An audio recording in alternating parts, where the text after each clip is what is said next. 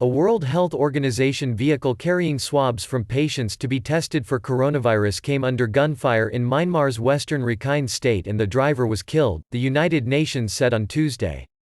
It did not say who carried out the attack in a region where fighting between the army and Rakhine army insurgents has intensified despite global calls for a ceasefire over the pandemic that killed 5 and caused 119 infections in Myanmar.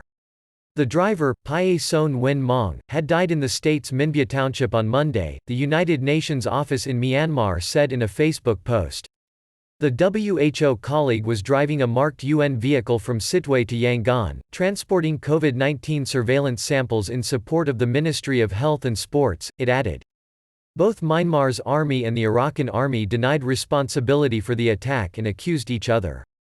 In a statement, the Information Ministry said the UN-marked car came under gunfire from insurgents while carrying swabs from Rakhine to the biggest city, Yangon. The Rakhine army blamed the military.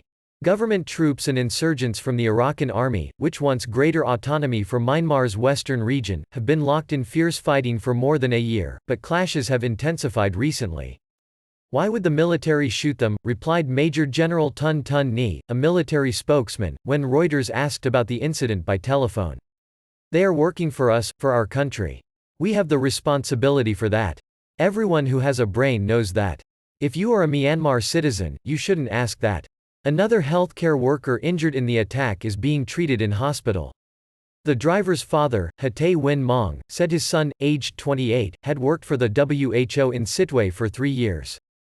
My heart is broken for him, he told Reuters by telephone. I am trying to calm myself thinking he died in serving his duty at the front line. He went there in the midst of fighting when many people didn't dare to go. Britain and the United States are among the countries that have called for an end to fighting in Rakhine, not least to help protect vulnerable communities from the pandemic. The Rakhine army declared a month-long ceasefire for April, along with 2 ethnic armed groups, citing the pandemic.